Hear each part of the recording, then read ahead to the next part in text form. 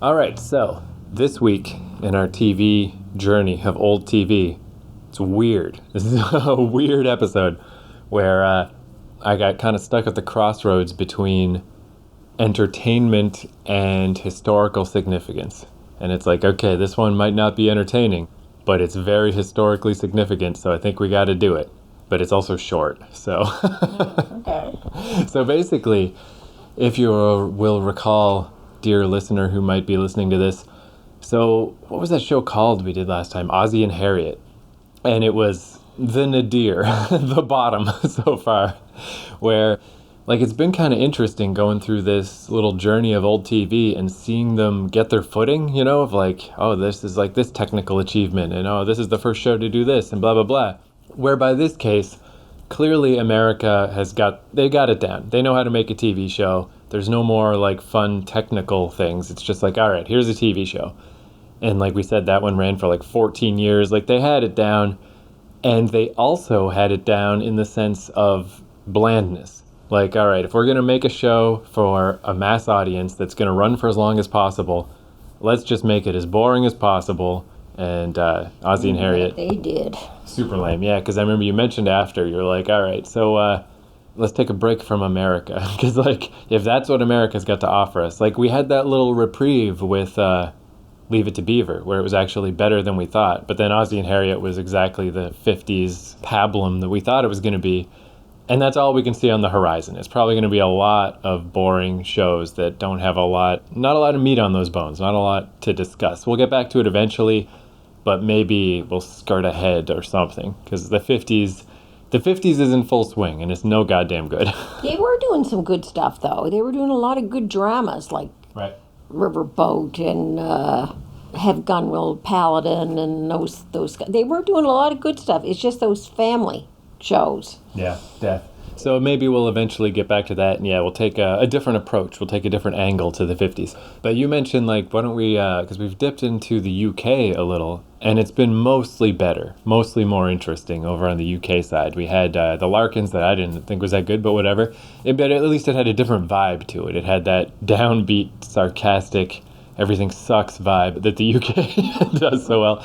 And we had that unaired Sherlock Holmes pilot that was like really high production. We had Billy Bunter. And the champ Billy Bunter. That's still our most viewed one on the YouTube page. I'm not sure about the podcast downloads, but on the YouTube page, Billy Bunter's the winner. So I was like, yeah, good idea. Let's go back to the UK and see what we can find from there, because we got America down at this point. We've seen the evolution. So I was like, well, where to start? Let's start at the start. And okay, let me get my notes. I never expected us to start this close to the start. This is the closest we've ever been to ground zero as far as the origins of TV. And just to be frank, it's too close to the start. This is going to be weird and garbagey. But I was amazed that I even found this. So I'm like, we got it. We got it just to... It's like taking our vitamins before we get into any fun UK shows. We just got to start at the start. So I looked up this thing of just the basic history of TV in the UK, and here's what I found. So the first public demonstration of television in the UK happened in 1926, but they couldn't... Yeah. 1926. Wow. But this is just a sign of how primitive it was. They didn't show sound and video together until 1930. So whatever they were doing those first 4 years, you could barely call it TV, but it was transmissions of some kind, some video, some audio. Then by 1930, they got them both together. And the first television drama ever broadcast in the UK, it was a performance of a 1922 play by Luigi Pirandello called The Man with the Flower in His Mouth. But very few people saw it, obviously, because it was the 30s.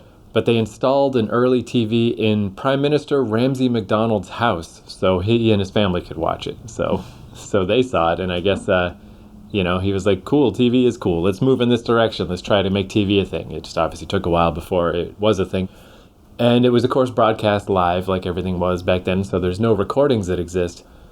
But in 1967, some guy got it in his head that he found like the original 78 gramophone that they used for the music in that first broadcast, and he was recreating the old tech, And he's like, why don't I just take my 1967 technology and recreate as closely as I can that 1930s broadcast?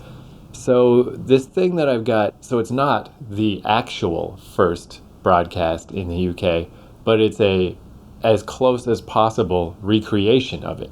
So I'm like, all right, let's watch that, just to see what TV was like right at the start. And although mercifully, the original broadcast was 30 minutes long, this one's only 10 minutes. I don't know why. If you're going to go to all this work, I don't know why you didn't do the whole 30 minutes, but it's probably for the best. Because the main technical thing about this, I don't know much about TV technical stuff, but this early TV, it's called I got it written down here, a Baird TV. I think Baird is the last name of the guy who invented it. Basically like, VHS and Betamax, the 80s cassette tapes. So like a Betamax tape had 625 scan lines on the screen.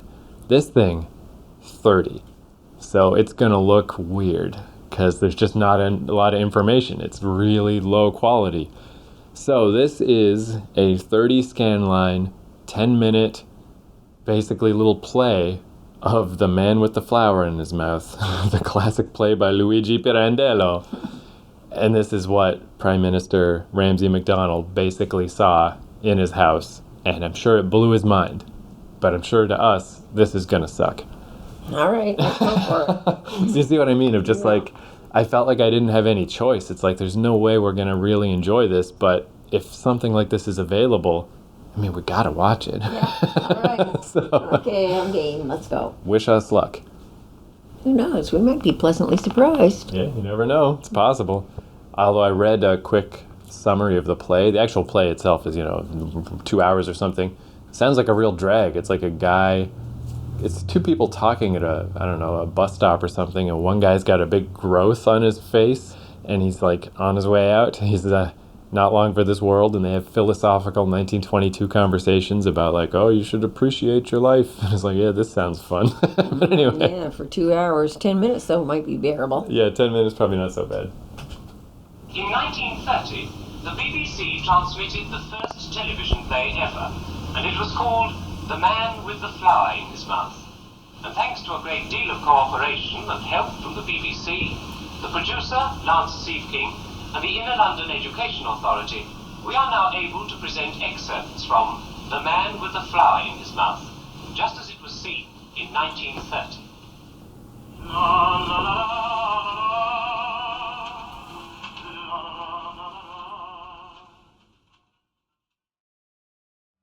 This is really something which is quite exciting. There were fewer than 100 TV sets in the UK at the time these pictures were transmitted. This is the first time they've been seen since that day. Instead of the 625 almost invisible horizontal lines we have on our modern TVs, you can clearly see the 30 vertical lines of Baird's system. There was actually no sound with these early pictures. We've added That's scary, right? It's like a horror movie. So it was definitely interesting. I'm trying to figure out how to explain what this thing is. I mean, it's like, so they call like the two versions electronic television, and his version, Baird's version, was mechanical television. And it seems like it was like a combination between like a pinhole camera and like a flip book. Like it just spun. And those 30 lines sort of made an image that looks like a horrifying ghost person. Like very clever and very neat, but obviously like not ready for prime time. Like that's not gonna be TV, especially since there's already movie theaters and stuff. People have seen video, Well, yet 20 years later, 1950, when TV really sort of gets a foothold, it's amazing how much it had changed in 20 years. It's neat too because I never heard of this guy. Like I've always heard, I guess I don't know much about his history either, but the name I always hear as the inventor of TV is Farnsworth, Philo T. Farnsworth, but I never looked into him. Well, I'm just surprised that the year, like 1928, 1930 for television, usually you think of it in the 40s. Yeah. Which again, they were saying here, like by the time it came to a head, so we watched this little YouTube thing. It's like a BBC thing from the 90s about the 30-line Baird TV. it was like, what they say, 1937, before it finally came to a head enough where they're like, okay, this mechanical TV is nonsense. We're not using this. But yeah, like it held on for a while, and those early, yeah, like late 20s, early 30s, like it's pretty cool. You know, it's not good, but it's very, very, I don't know, like Well, inventive. they probably should have tried something other than Pirandello play. Oh yeah, that thing sucked. You know, Yeah, like we were saying, how we only saw the 10 do minute. anything. You know, do a Dracula or something. But Yeah, because Nosferatu had already been out and stuff by this point, here, right? here, these two guys talking back and forth, and then they occasionally show a picture of his wife, and then they show that checkered tablecloth coming up all the time to show you there was going to be a scene change. Pretty hokey. And the definition of like when you think of a stereotypically pretentious play, like that's what this was. It's like these two people meet at a train station because one guy missed his train, and we obviously got the condensed version, which made it seem extra ridiculous. But it goes from this light, like, oh well, I guess we're stuck at the train station, ha ha ha, to like, oh, I have this horrible growth on my face, and my wife, she wished to kiss me on it so that she could join me in death. And it's just like, shut the fuck up. Like, so dramatic and I so... mean, you're trying your new technology, and the technical stuff was kind of fascinating as to how they did it and why they did it, but have at least something else that kind of would keep your interest, because oh God, I couldn't imagine sitting through 2 hours of that wordy Talk about lot though, of crap. and it is like, yeah, it's like the Emperor's New Clothes, what I always think of. Like when I was in New York, you know, I went to a bunch of different museums and stuff, and I don't know, I feel like I'm confident enough in my own intelligence to not have to pretend that stuff is smart. You know? Yeah. Like I always felt that way about all this fancy museum shit. Like not the history museum, that was interesting, but when you go to like the MoMA, the Museum of Modern Art, it's literally nothing but shit. It's just garbage. But later, when they were showing that Marconi stuff, you know, they at least had some dancing girls and Yeah, he loved taking some pictures singing, of you know. girls. He was like straight up. but there was, you know, Oh, well, Baird too, and his some original action. stuff. But that first one, they just, and I suppose maybe they couldn't have people moving around a whole lot because they'd have to move their camera too. Right. But you can imagine, like, that 1922 play, a whole theater full of well-to-do people that just want an excuse to pretend that they're fancy, all just like, oh yes, delightful, even though it's boring and Then do obvious. some Shakespeare. Yeah, that's a good point too. Yeah, because like if you're gonna, like, yes, I'm sure that they're like, okay, this is a big deal. It's the first TV broadcast, so we gotta class it up. But yeah, you're British. Yeah. Just do Shakespeare. Fuck it. What are you taking Luigi Pirandello for God's sakes? I'm an Italian dude who's Yeah, just 'cause I talking mean- his way through stuff. I don't really like Shakespeare either, but I can at least respect, like, Shakespeare at least had jokes and stuff. He had double entendres. He wasn't stiff, you Great know? drama Yeah. in Shakespeare, but that Yeah, bad, real bad. Thank God they only did 10 minutes, because yeah, if it was the full 2-hour play, forget it. But even if it was the 30-minute one, 30 minutes, I would have fallen asleep. yeah, I probably would have You bailed can out. only watch so much of that, the lines going back and forth, like the video. Yeah, because it's really unclear. So I guess, yeah, that's the more interesting part, is just the technical side of it. And yeah, like they're saying how the 30 lines, it's so few lines that you can see them. You can see all 30. And each line sort of makes a picture. It sort of looks like a person. Again, it's like better than nothing.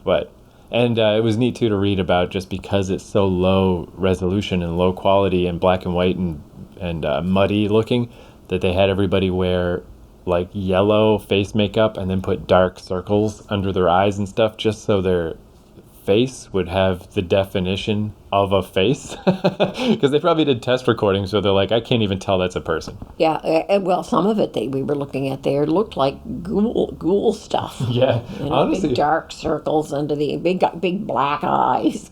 I think it could be cool. Have you ever seen any of those like Japanese horror movies, like The Ring and The Grudge, where they have like weird jerky movement and like the frame rate's wrong, and it makes people look like spiders. You know how insects, they just move Yeah. faster than you can see? I feel like that's an untapped potential for a horror movie villain is like, there's something very scary about that. Just film it. Just film it the way they did. That'll do it for you. Yeah, like if you're in a scary old house at night and there's someone in the house that looks like that, that's scary as fuck. So yeah, anyway, I'm sure next week we'll probably jump way ahead because by the time there's actually recorded stuff, it'll probably be much further in history. Well, okay, that was a replica of 1930, you said? Yeah, and they didn't make the replica till All right, 67. so the first show one of the first we watched here was The Larkins, and that was 1948. Right, so we're talking 18 years later, and the Larkin filming, there was nothing wrong with that filming at all. Right. It was very clear. It was, it's amazing how much it had developed in that time, and yet TV was still not in everybody's homes. So it still had a long way to go to become what it is today. But the difference from that, 1948, and I think Billy Bunter, when we watched that was 48, 49, maybe 1950. Right. But I don't even think it was as old as 1950. And again, its video was very, very sharp and clear.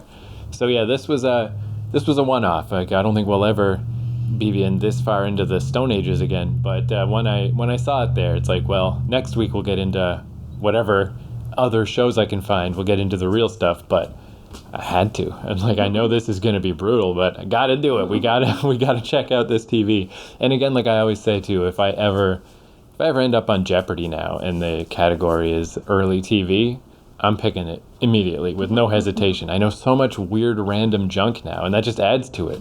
Baird's 30-line TV. I mean, I never heard of that before, but now I know it's a thing. It's kind of neat too because I was a projectionist for a couple of years until that became all digital. And it's not the same, obviously, but it's not so different. Like the mechanical aspect of like we had to thread up the film, and then the film is just pictures. It's just a bunch of pictures that flash so quickly that it looks like movement. This guy just had way fewer pictures because he just had dots. He just had lines, 30 lines. So it's neat. It's like the ingenuity of the human race. We're on our way, but this wasn't it, Chief. This is not And when you think about the mindset of the guy who created that stuff. Like, what did he do? Lay around at night while he was going to sleep and imagine this stuff? Yeah. How did he figure out how to put so much together so that it could be TV? I mean, obviously, movies were around by this time, and that kind of filming, he obviously would have referred to some of that. But what was it? How did he figure out that if you put those 30 lines together, you could actually create that vision? Yeah, that's one thing I always think is interesting too about that idea of, I don't know, like Nietzschean stuff or whatever. The idea that certain people are more valuable than other people, which is, a scary line of thought because it can lead you to crazy totalitarian shit. But it is kind of true. Like, he might have been the guy. There might not have been another human on Earth that would have come up with that shit, And what would he have done too? Like, at least if he's laying in bed at night having these weird thoughts, at least he had access to relatively modern technology and BBC and stuff.